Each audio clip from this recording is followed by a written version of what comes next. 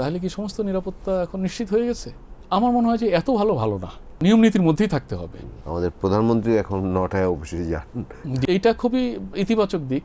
পাশাপাশি আমি এটাও একটু বলবো, এই আলোকটা উঠছে আস্তে আস্তে, এখনো অতটা সারা জায়গায় নেই। আপনি খেয়াল করবেন উনি খুব ক্যাজুয়াল আছেন আর কি। এই ক্ষেত্রে সিকিউরিটির বিষয়টা কিন্তু সামনে চলে আসছে। কারণ আপনি জানেন যে উনি যখন জুলাই অভ্যুত্থানের পরে দেশে ফেরার কথা, সারা জাতি উন্মুখ হয়ে আছে, বিএনপি নেতাকর্মীরা তো বটেই, সবাই আর কি তার অভাব পূরণ ফিল করছিল তখন এই না আসার পেছনে বা আসা দেরি হওয়ার পেছনে কিন্তু এই নিরাপত্তা রিজন খুব আলোচিত বিষয় ছিল। তো এখন উনি দেশে আসছেন, নির্বাচন করলেন, ক্ষমতা গ্রহণ করলেন এবং কি যে মুভ করছেন, তা স্বাভাবিকভাবে মানুষের মনে একটা প্রশ্ন আসতে পারে, তাহলে কি সমস্ত নিরাপত্তা এখন নিশ্চিত হয়ে গেছে? তো উনি যেটি করছেন এটা শুধু তার নিজের জন্য না, তার অনুসারী, ভক্ত, দলীয় লোকজন বা জনগণের উৎকণ্ঠা বাড়াচ্ছেন। আমার মনে হয় যে এত ভালো না, নিয়ম নীতির মধ্যেই থাকতে হবে।